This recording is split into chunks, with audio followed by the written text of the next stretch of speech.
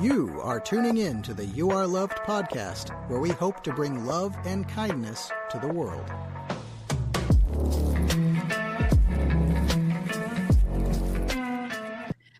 Welcome to another amazing You Are Loved podcast, where we have the amazing Tori on the line.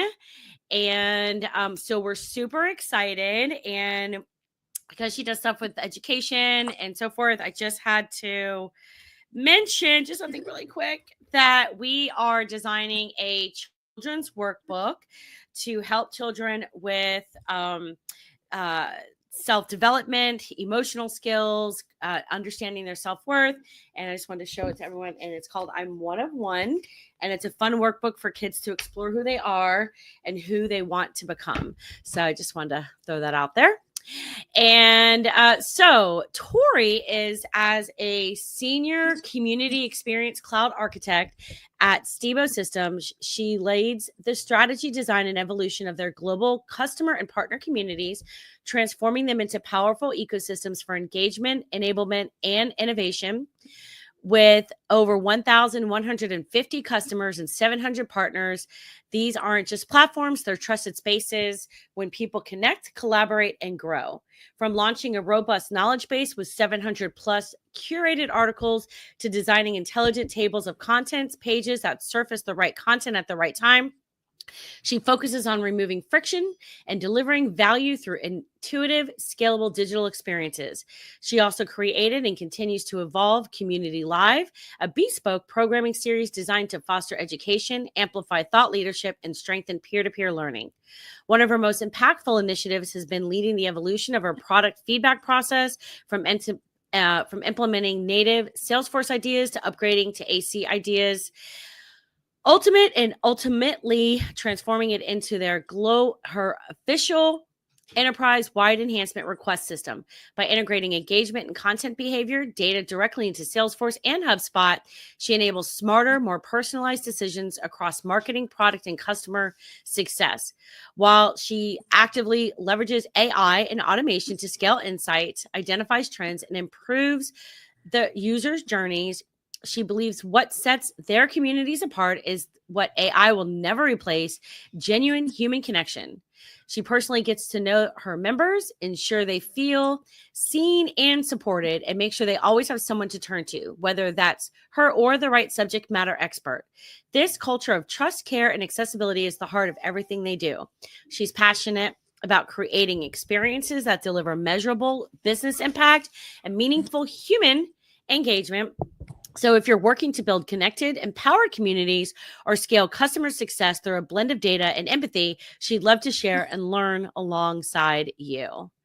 Tori, I wish I had you when I was building up my company Connecting Atlanta, and I spent like over, at that time it was like $1,000 or whatever it was, or $5,000, I can't remember, to build out a whole community of like all my business workshops and everything that I had put together and put it online from our recorded things, and to grow that member base.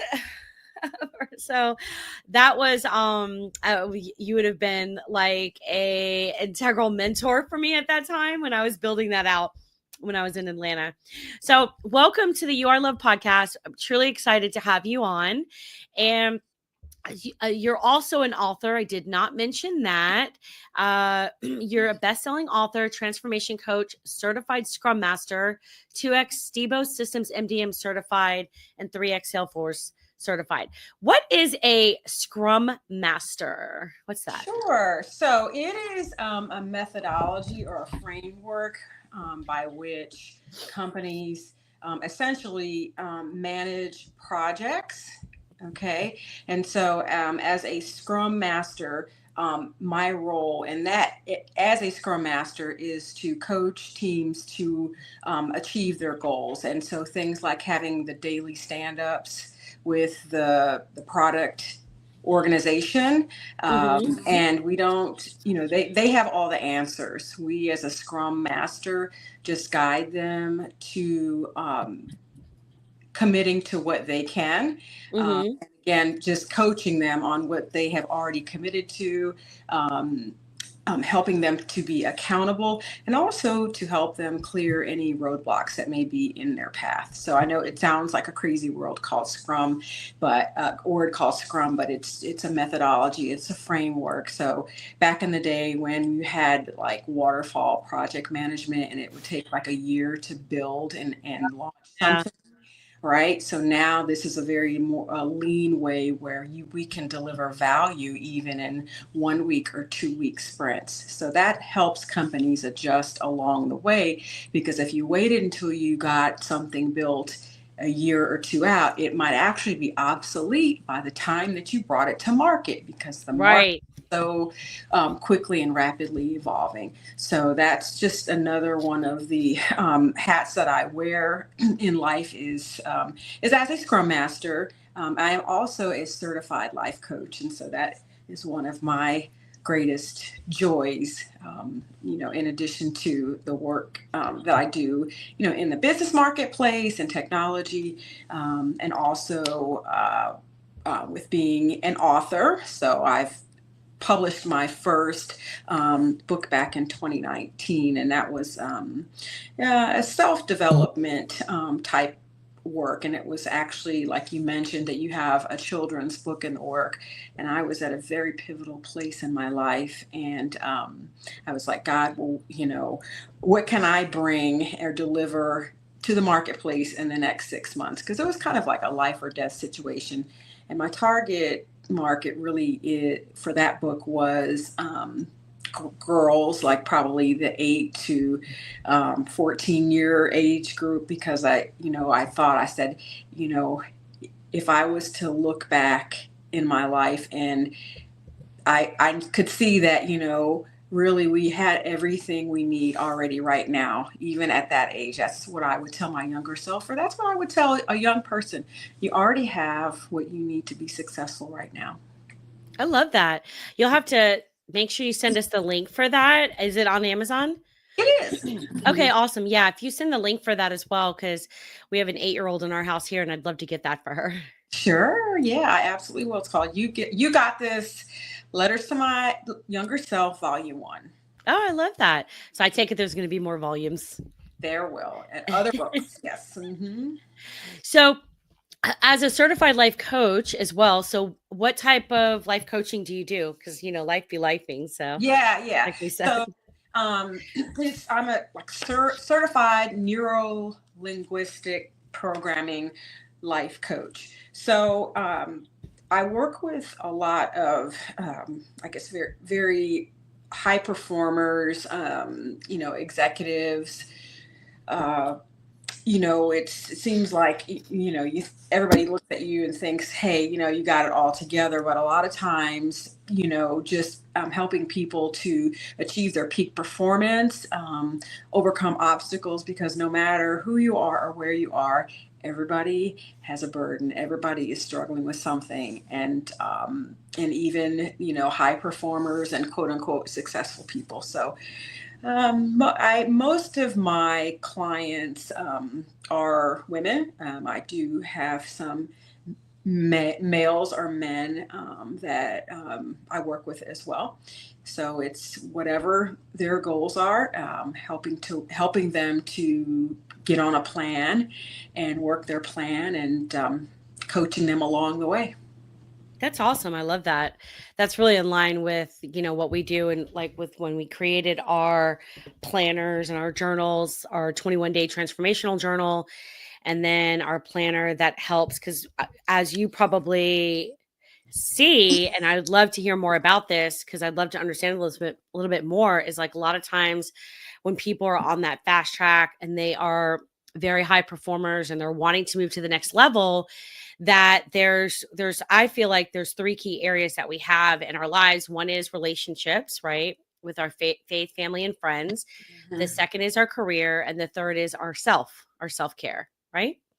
And a lot of times we will neglect one of those areas, right? So if we're on our way on a fast track at work or career or business, whichever, we have a tendency to either neglect ourselves, our family, or maybe both.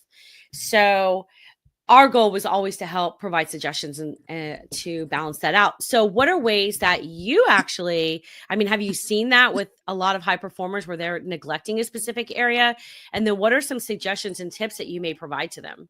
Sure. So I say it's all about harmony and it's all about balance.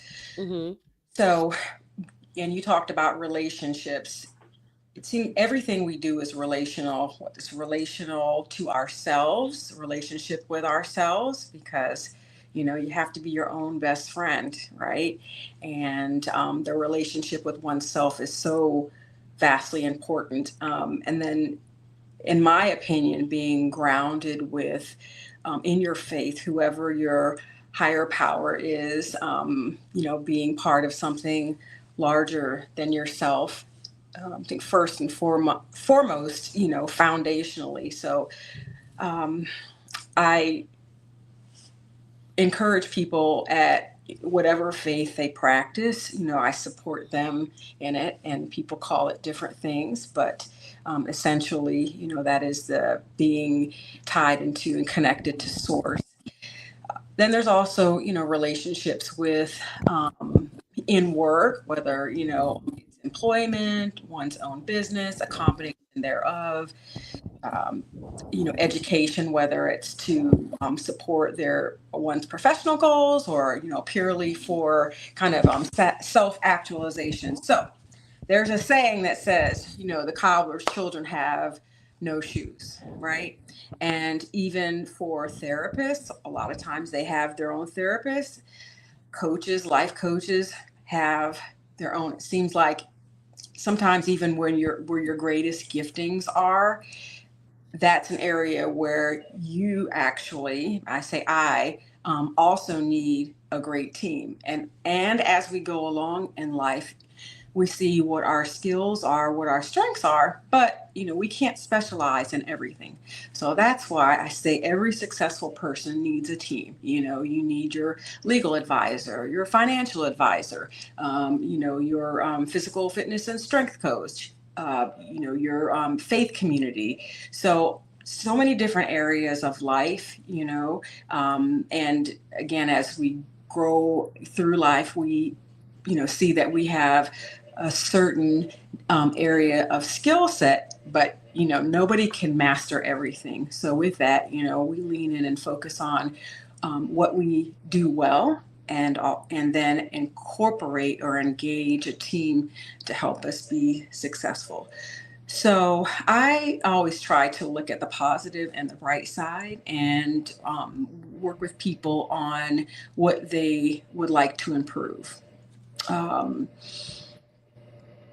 there's not, in my opinion, not necessarily an area where people are neglecting, as if they are in alignment, if they're in harmony, because there'll be balance. So for example, people will work a certain amount of days or hours, and then they will take time, for themselves to rest and recharge, their family, just having a balance of activities, and that are in line with how they want to live their life. Now, Mm-hmm. if they're feeling like, hey, something's off, or no, this isn't really what I had in mind, or, I got in this career path, but it's because my parents, or, what my family wanted to do, or it's even, what I wanted to do, but I find that, it's not giving me joy, then we'll look at, hey, is it your mindset? Could you honestly still be happy here and have joy and contentment? Or is it completely that, you want to go into explore another direction? So I'd just like to focus on that balance and harmony piece. I think when things are in harmony, we have balance, that, all areas of our life are being fulfilled. And also with that, it's about having our own cup full, right? So again, we have balance. We give, we serve in our vocations, in the work that we do in our families, etc. However, in that giving and in that serving, we have to make sure that our cup is being filled as well. I So, love that. Yes. Yes, 100%. And what are some ways that you suggest for people to fill their cups? right. So it's rest. Rest is one thing. And so in those times of rest, it could even be um, clarifying or defining, hey, what are the things that I need to recharge me, and it's knowing whether like you're an introvert or an extrovert, right? How do you get your energy? Extroverts get their energy by being around people, by engaging with people. So those people really need to have a very strong and healthy social life, and engage with people on a regular basis. However, people who are more introverts, they can do very well with people. They like people and people like them. However, engaging with people, like at the end of the day, they can become absolutely exhausted. And so, it's rest and also, getting to know yourself. What is your personality, your energy type? And again, going back to, what brings you joy? Where are your happy places?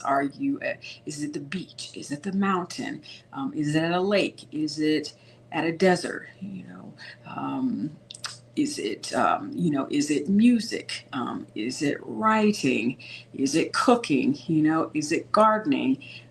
Is it, bike riding or roller skating? Is it traveling? Is it, maybe a combination of one of them? Maybe it's just going outside and walking around barefoot, right? Yeah. And, Kind and of recharge and yes, re-energize and yourself. getting grounded. And so we can even take those pauses throughout the day and just take a few minutes, Yeah. to recharge, doing whatever it is that brings us joy. For some people, it's like meditation, or even sometimes when people are driving, they call something like a highway hypnosis. And I know for me, doing a road trip is just such a time where I just connect with source. I don't know what it is about, being on the road and, traveling through different landscapes and terrains. And, even at night, in the middle of the night when everything is quiet, it's just like, me and God and the music, right? Mm-hmm. Yeah. There's when people are working on projects and you get stuck on something or something creative and you just don't know what you're going to do or how this is going to get resolved or whatever, and then all of a sudden you're like, okay, I just need to take a step away from this for like 30 minutes and recharge, like what you were talking about. Go outside, walk barefoot, go have a glass of water, I don't know, whatever. And then all of a sudden you come back and you've refreshed yourself and you stepped away. And then all of a sudden now you look at it and you're like, a light bulb went off and you're able to say, oh, okay, I know how to figure this out right now. It's just sometimes you just need to take a step away from everything that has our minds running like 1,000 miles a minute. Like, the guy that I'm dating, we and other guy friends of mine, it's like we talk about how with women, like we can have a lot of different thoughts happening at one time, where a guy's conversation is very linear and they want to stick to one subject and then move on to the next one. Whereas women, we can have 3 different subjects happening at the same time and bounce back and forth and follow along, you know.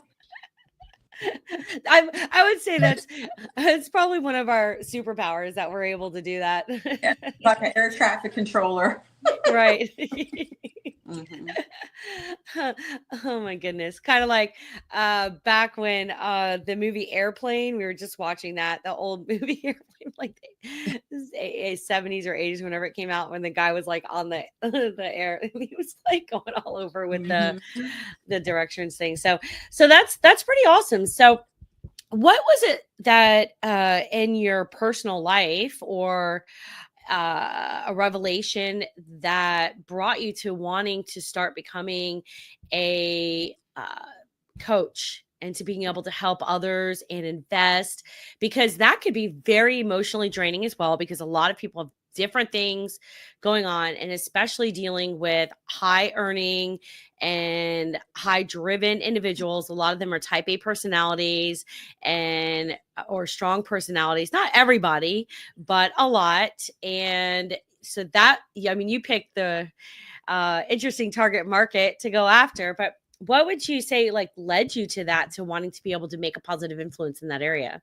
Because I had been doing it unofficially for so many years, and when I was younger, I just didn't understand it, but I knew that it was a thing. I mean, I could be in an airport, I could be on a park bench in New York City, you name it, and just a random stranger would just come and talk and like pour their heart and their soul out. And a lot of times these were people that appeared to be very affluent and very successful. And, I look around like, yeah, is this, am I being pranked? Is this a joke?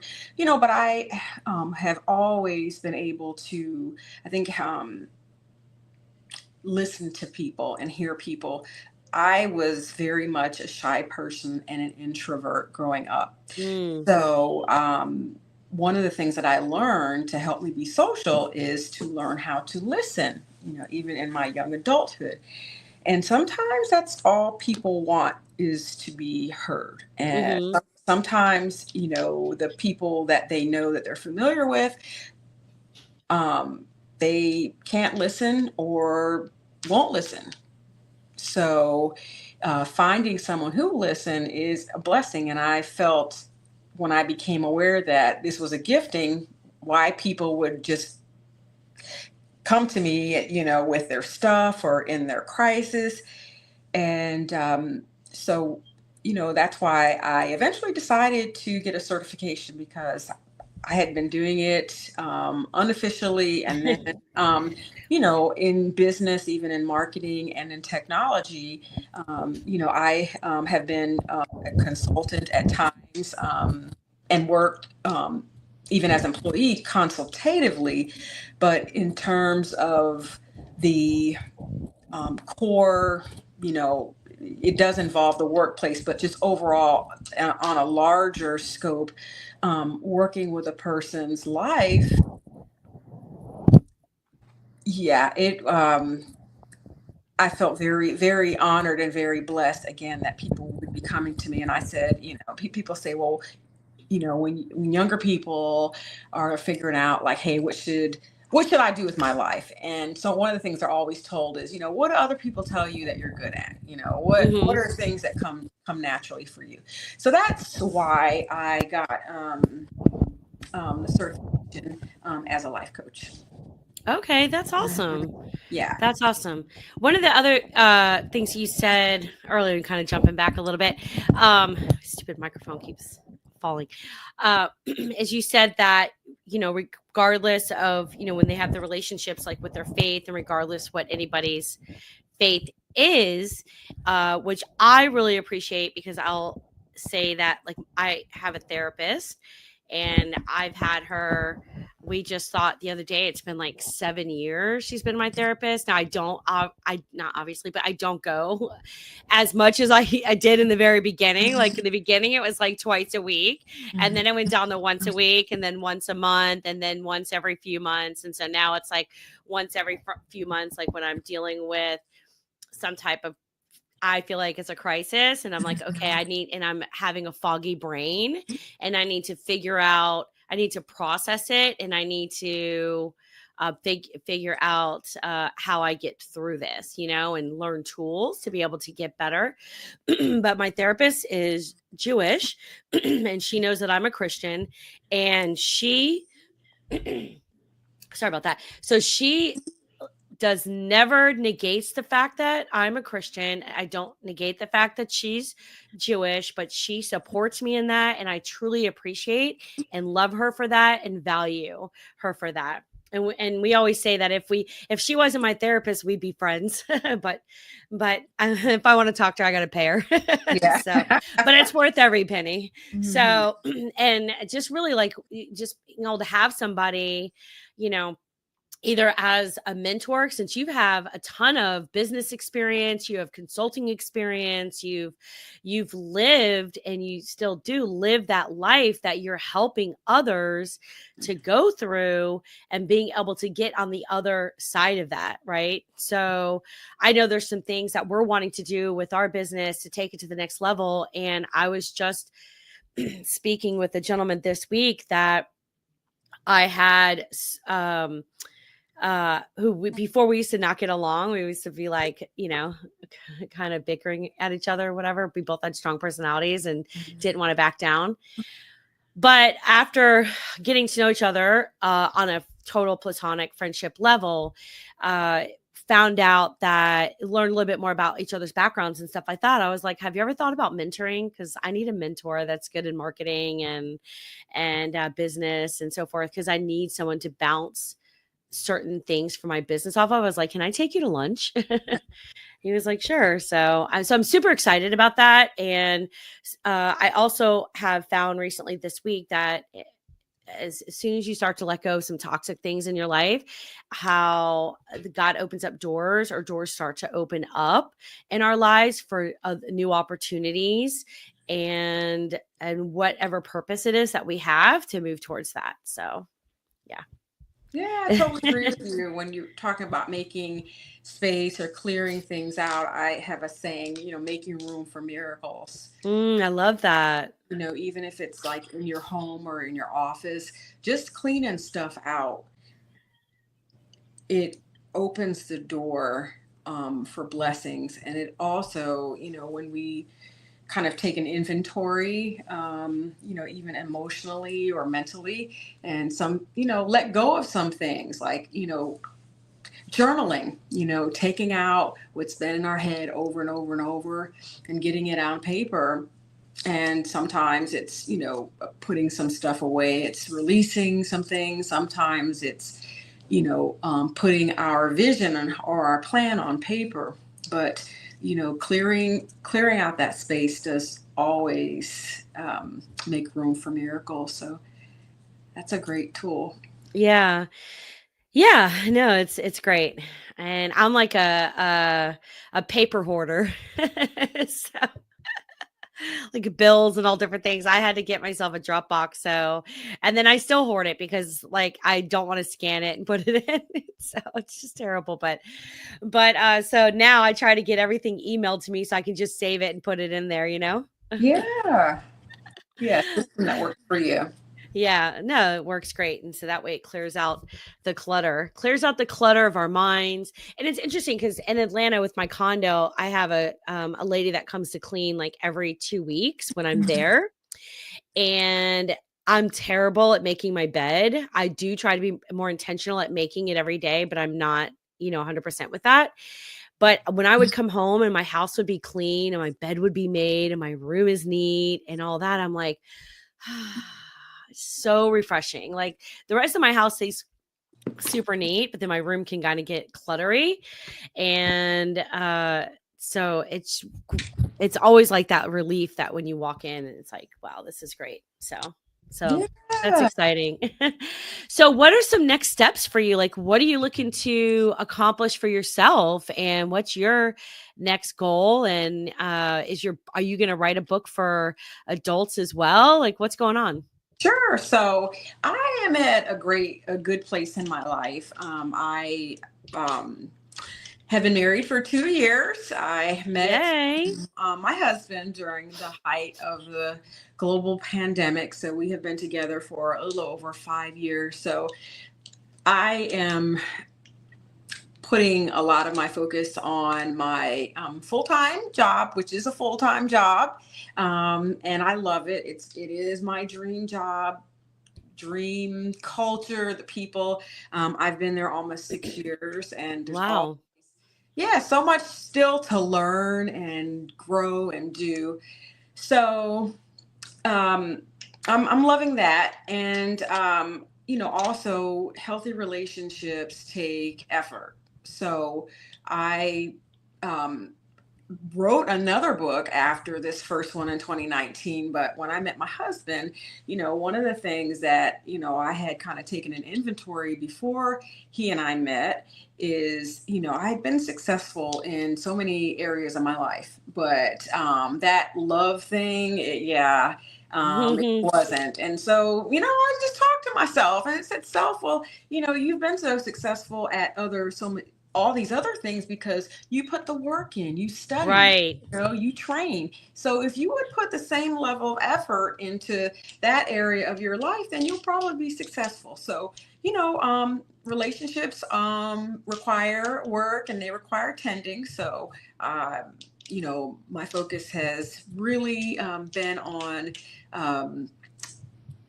being a great wife, and still, maintaining, I don't know if my own identity is the right thing, but still, balancing the other things that I like and love to do. And I have 3 adult children by birth. I got 2 more children, adult children, when I married my husband, and I have 2 grandchildren. I have a great community in the neighborhood where I live, and I am also involved in a couple of organizations. One is a lineage society, the Daughters of the American Revolution, and Oh, wow, I love that. I love my Georgia girls, my fellow daughters, and just meeting with and working with women throughout the country, and even throughout the world, because we have chapters throughout the world. But I've also worked to get my grandchildren in the Children of the American Revolution, and also my son and his son into the Sons of the American Revolutions. Just kind of one thing, I wanted to go ahead and get started, get their applications in, get their paperwork in. And for the grandchildren, I asked them before I did their applications if they were interested. So one was, I think he was 6. And I told him about it, and he was very interested. And my granddaughter at the time was 13. And she was interested. So it's something that we actually do as a family as well. We go to meet their CAR meetings, and I am the only daughter in the household where I grew up. So, and I always wanted sisters. So, with the DAR, I have like tens of thousands of sisters, but in my chapter, I just feel like I've got, aunties and sisters and cousins. So, I've been working for so many years, for so long, just working. And I have manuscripts that I wrote more than 20 years ago, but I looked up and, just saw that I had been heads down, working and raising my kids. And, those books had not gotten published, and, other things that I wanted to do. So starting, to work on some of those other things. I also was diagnosed with a connective tissue disorder 2 years ago. It's something I'm sure I've had all my life. It is genetic. I look back and, working with my treatment team, I can identify seeing signs of it when I was around 10 years old. So part of my treatment plan has included a series of surgeries to, alleviate pain, and also to protect my mobility, as I mature. So that has been a real huge undertaking in the last year. So I just completed my 3rd surgery this spring, and the recovery was pretty intense. And so I'm very thankful that I have a wonderful husband who's been by my side, and a great group of coworkers and friends and neighbors that, helped me, brought food and, brought food to my bedroom, came over when my husband was at work, brought breakfast and stayed with me, and, helped me get my clothes on. So while I was even recovering, I wrote a book having to do with the patient's guide to Mm. transition, because what I learned was so much from other patients. The doctor gave me like pre-op instructions and post-op, as did his like the nurse practitioner and physician assistant, but none of them had been through this surgery, and Mm.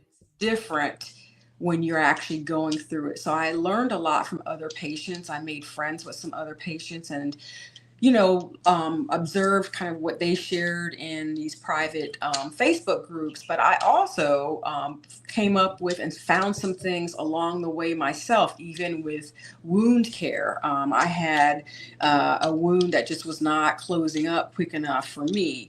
And so, I found some things like even using collagen powder or collagen tape to help donate cells so that your body can go ahead and mend those wounds. And Oh, wow. yeah, and so I had a wound care nurse, and I called her. I said, "Did you know about collagen tape or collagen powder?" She's like, "Yeah." I'm like, "Well, why didn't you tell me? We're sitting here hemming and hawing around with this, and just even things, for comfort, for pain relief." So that is a book that I will be putting out likely in 2026. And then I have also written another, and I always do these as kind of like workbooks or self-help, because it's one thing to name a problem, but for me, I'm always about quality of life. So I'm not one who is like wallowing in pity, or in wallow in pain, but to springboard out of that, how do we get out of this? So Mm-hmm. it is a book from the standpoint of the family members of survivors of childhood sexual abuse. Mm. And That's very important. And that's yeah. a very hot topic right now And as so well. the survivors are also family members. It's like, say you're the grandmother of a grandchild that you were taking care of, and maybe they were violated some way, even by a family member, and Mm-hmm. that you trusted, as an example. How do you how does it affect you? Because a lot of times, as it should be, the focus is on the trauma that has been that the person who has been violated has experienced. However, there is a periphery, the people who love that person who are also impacted. Mm. And Yeah, it's right. huge. And then even for, say, people, who are the children of someone who was violated as a child, and maybe that person never got therapy, maybe they never got help, and so they walk around through life with all of this anger, and they're not able to be fully present or even Mm-hmm. be a whole loving parent, because they're just consumed with this rage and this hurt. And so now you have a next generation of people who didn't get that full whole parenting. And so how do they go on? Do Mm-hmm. they say, "Hey, this stops here in our family, it stops with me," Yeah. or Break or the do they, generational curses. right, or do they Yeah. did they continue to suffer, you know because they didn't get the proper nurturing from a parent who was themselves hurt? Do they continue cascading it on to the people that they encounter in their lives, or their own children? Or like, do they say, "Hey, does this stop with me?" So it's very touchy, a very touchy subject, but I think it's definitely worthwhile to address, because it sheds light on things that there are a lot of people dealing with, and they may not know how to talk about it. Sometimes you can't even put it into words. Like, not even articulate, but maybe by seeing a movie or reading a book or reading someone else's story and say, like, wow, I know about this. I've experienced this, or I know someone who has, and also with that, the prevention piece, right? Because, there's 4 family members of someone who has been victimized. A lot of times they carry guilt because, hey, we were supposed to protect our loved one and we didn't. What are the signs that we missed? Yeah. I know there are some families who don't let their children ever spend the night away from home ever. Yeah. And, they may be called paranoid, but when it comes to the safety of your child, maybe being paranoid is worth it. And that way, you ensure your child's safety, or, you're just baffled because, something was done by somebody that your family trusted, had no indication or ever thought that this person was capable of doing something like this. And so, what do you do? How do you live? How do we prevent this from happening again? And so these are some of the I love that. Yeah. that the book addresses. And then also, I always say you are not what was done to you, and you are worthy of the life that you choose. I love that. You box up all that shame and you put in a box, you give it back to the person or people that gave it to you, and you get to choose and decide who you are and what kind of life you're going to have. And you move forward with living it. I love that. I wrote down a couple of quotes. I already put something on LinkedIn and tagged you to it with one of your other quotes, but hold on a second. I'm going to say, I think that's completely and 100% accurate.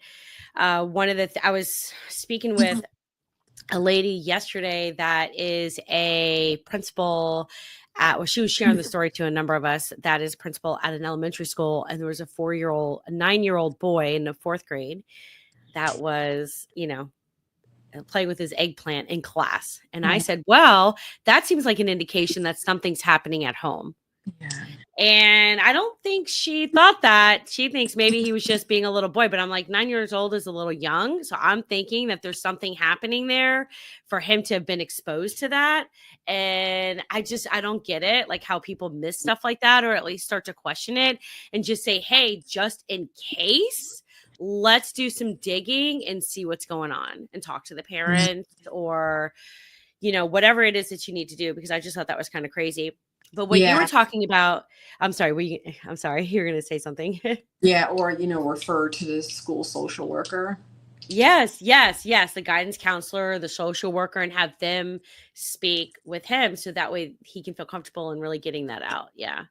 I know my guidance counselor was everything to me when I was in, so I guess I started therapy back then in high school. So, but I was a person of sexual assault, starting at 3 with my uncle, where he exposed himself and wanted whatever, but never touched me. But he did show me his, what. And then when I was 15, that's when I was like raped. And that was the one that I carried the most anger on, was that specific thing. And so it's interesting because one of the things, like with the You Are Loved, is I always wanted to be like more loving, passionate, caring. I love helping people. I'm a big time server. But then when I would talk to my therapist now, and I would be like, I just have this snaps and these rages that I just will go off. And it's a lot of times it's because I just try to be nice because I know I have a very strong personality, and I'm not trying to turn people off. So I really suppress that a lot. But she's taught me how to balance it out and recognize what my triggers are and have better tools. But that was another reason, like with my with my friends and my family and stuff, I always close it with like, I love you. And because you just never know when it's going to be the last time you have the opportunity to say that to someone that's close. But it's just really saying, Jacqueline, you need to just like show more love, be more compassionate, kind, caring. And I just want other people to know how much they're loved. So I love some of the quotes that you were stating. And so I'm looking forward to other people being able to benefit from this as well. So if there is any, and I know you have, we're coming up on 45 minutes, as I know you have to go, and I don't want to hold you, even though like, I just love everything that you said, but I actually had one more question because you had stated relationships. Wait, shoot. Hold on 1 second. You said, darn it. Relationships take effort. That's what you said.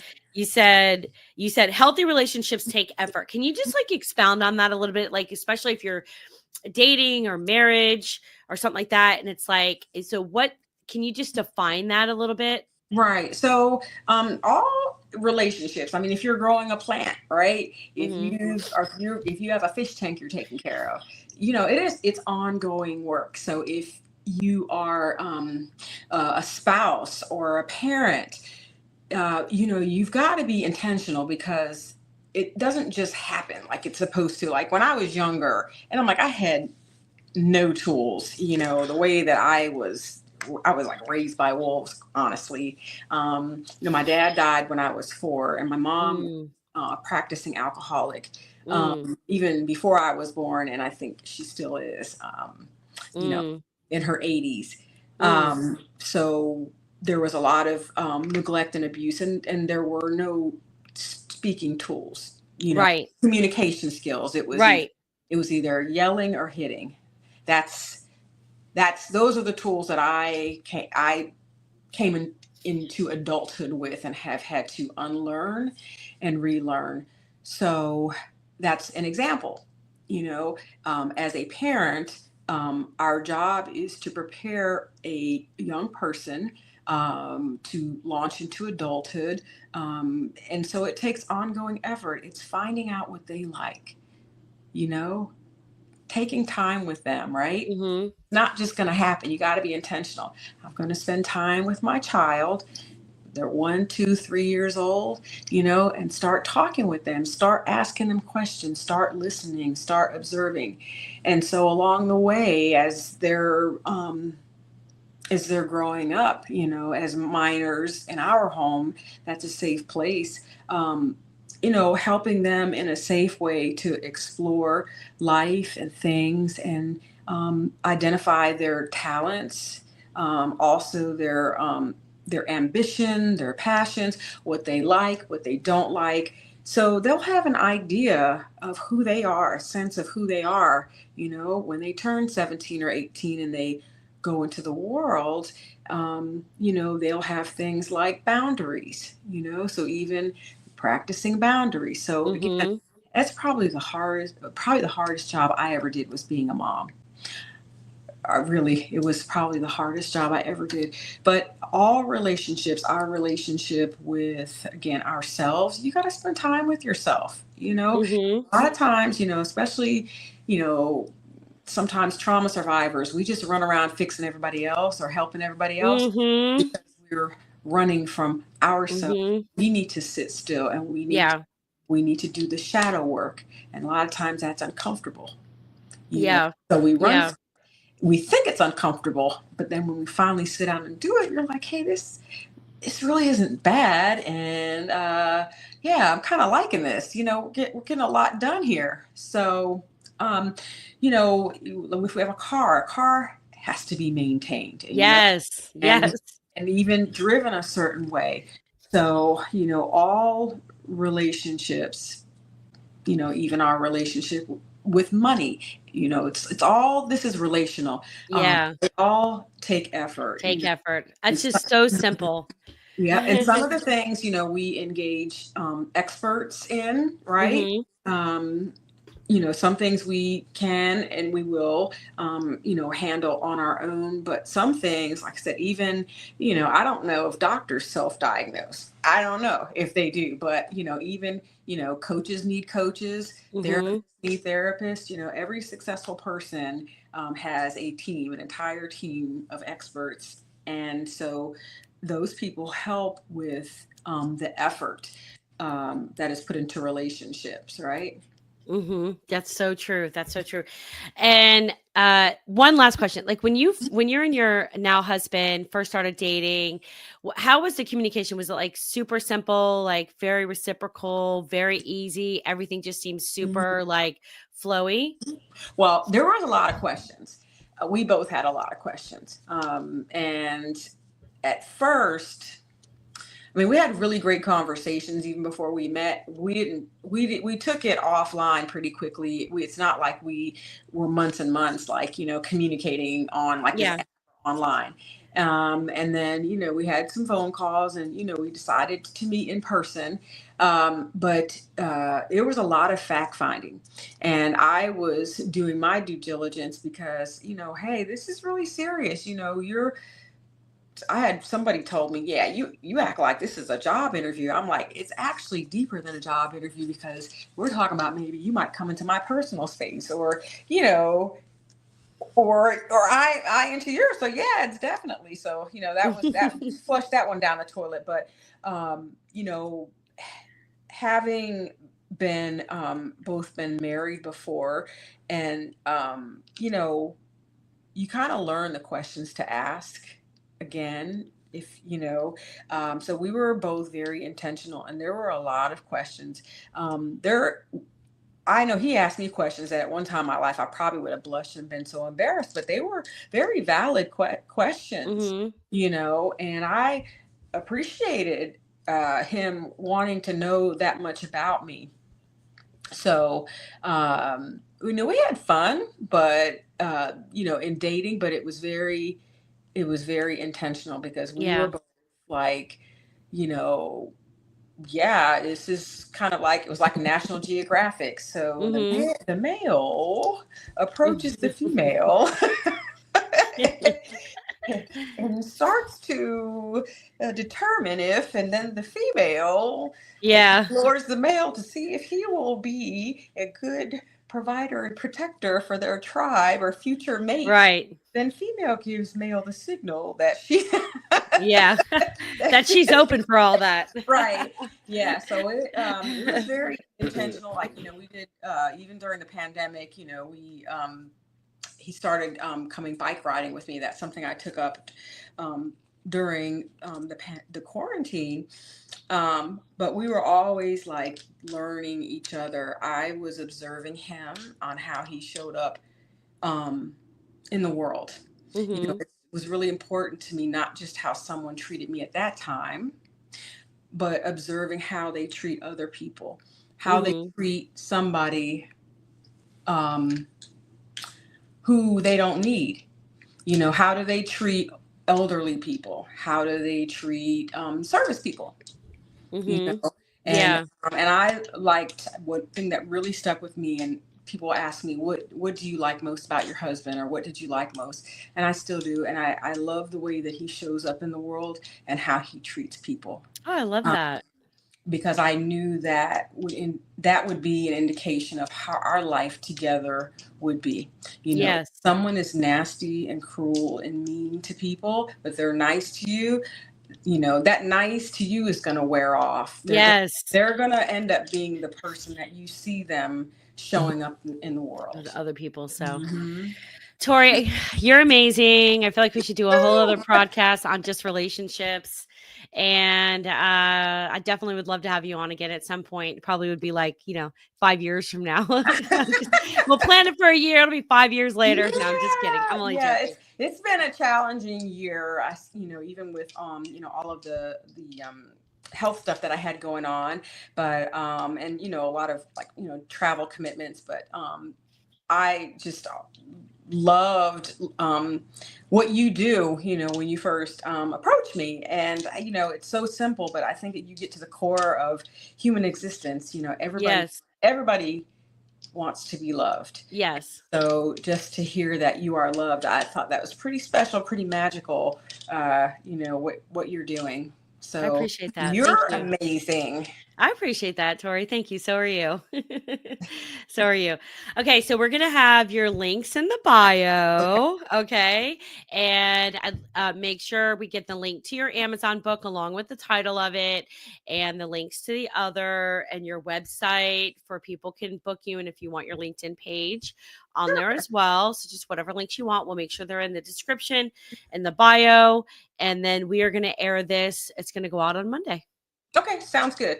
Okay. So, I will send you the links. And then also, I know when you read my bio, you were reading it from LinkedIn. So I don't know if we need to redo that because I am not speaking necessarily on behalf of Stevo Systems. I didn't get clearance to. So I just want to make sure that we, it's clear that.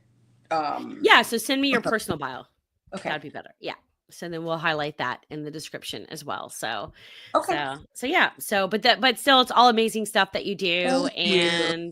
And we're super excited to have you on. And I think that you're doing amazing things for other people and being able to help them overcome so many different areas of their lives. And we all need somebody, a mentor, a coach, a therapist, and life coaches are absolutely integral to being able to help people figure out where their blind spots are and working through that so they can become a better version of themselves. The same person, but a better version, and remove some of those blind spots that are blind blockers, holding them back. So Tori, thank you so much. I hope you have an amazing evening, and I really appreciate you hopping on.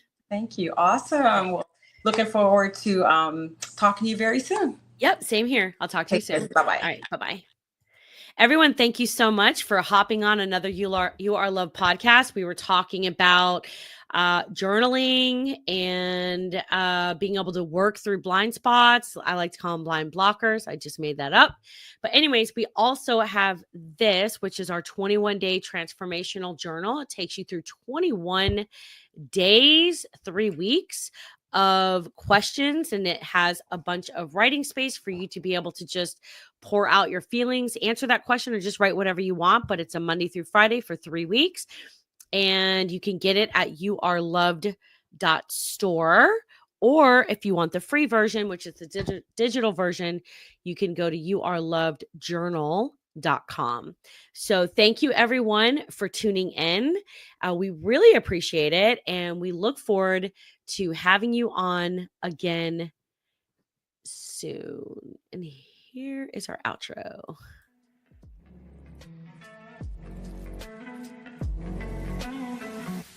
Thank you for tuning in to another episode of You Are Loved.